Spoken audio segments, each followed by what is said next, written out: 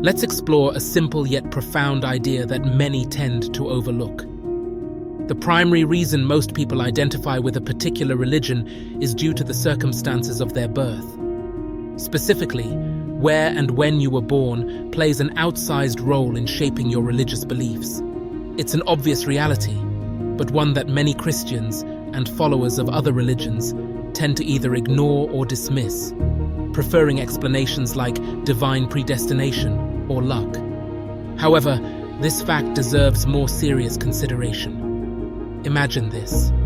If you were born in Saudi Arabia, there's a high probability you would identify as Muslim. If you were born in Thailand, chances are you'd be Buddhist. Had you been born in India, you might practice Hinduism. The point here is not to diminish anyone's faith, but rather to recognize that geography, more than any divine intervention or cosmic plan, is often the biggest determining factor in our religious identity. Conditioning across generations. Christianity, like other dominant religions, has been passed down through generations. Entire societies are conditioned over centuries to accept the faith they are born into as the ultimate truth. Christianity, for instance, has flourished in many Western cultures, not necessarily because of any inherent superiority, but because it was the religion people were exposed to from birth. The same is true for Islam in the Middle East or Buddhism in Southeast Asia.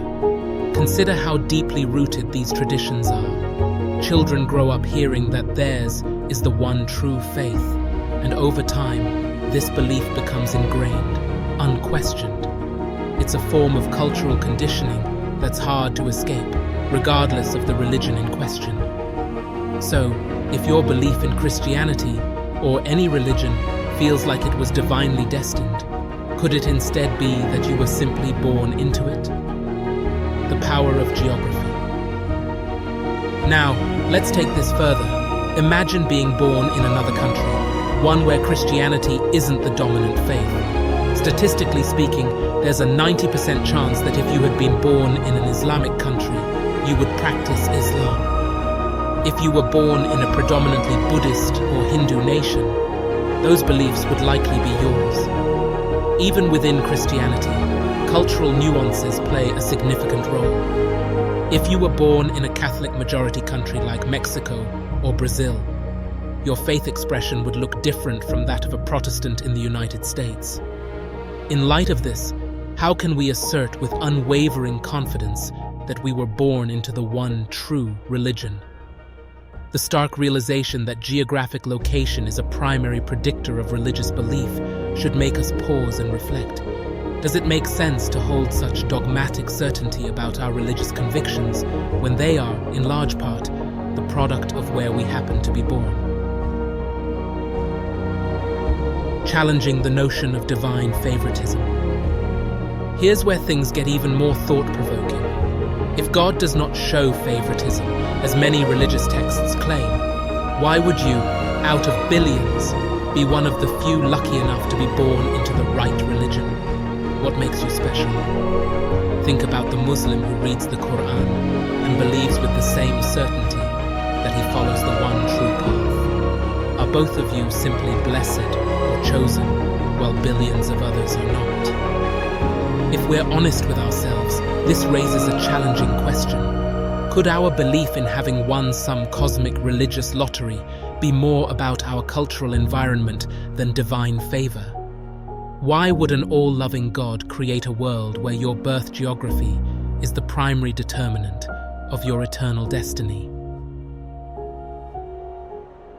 Breaking free from cultural programming. This isn't an argument against faith, but a call to introspection. Could it be that the reason you are a Christian, Muslim, Hindu, or Jew is simply because you were conditioned from birth to believe in that religion? Many people, when faced with this idea, will either brush it off or retreat to the idea of faith as the answer. Yet it's worth taking a moment to truly think about this. If most of your religious beliefs are influenced by where you were born, is it possible that what feels like deep personal conviction is simply a product of cultural and generational conditioning? Of course, there are exceptions. Some people reject the religion they were born into, becoming atheists or converting to another faith. But these cases are relatively rare. Most of us stay within the religious tradition that dominates our geographic region and upbringing. We align ourselves with the beliefs of our family and community, not because we've critically examined every option, but because it's simply the path of least resistance. A call to critical thinking. None of this is to say that you should abandon your faith. Rather, it's an invitation to engage in deeper reflection. Before asserting that you've been uniquely blessed to have discovered the truth, take a moment to consider the profound role that your environment has played in shaping your beliefs. In the end, the goal is not to challenge your faith, but to enrich it by recognizing that religion, much like language or culture, is largely determined by where we happen to be born. And with that understanding, perhaps we can approach others' beliefs with greater humility, empathy, and openness.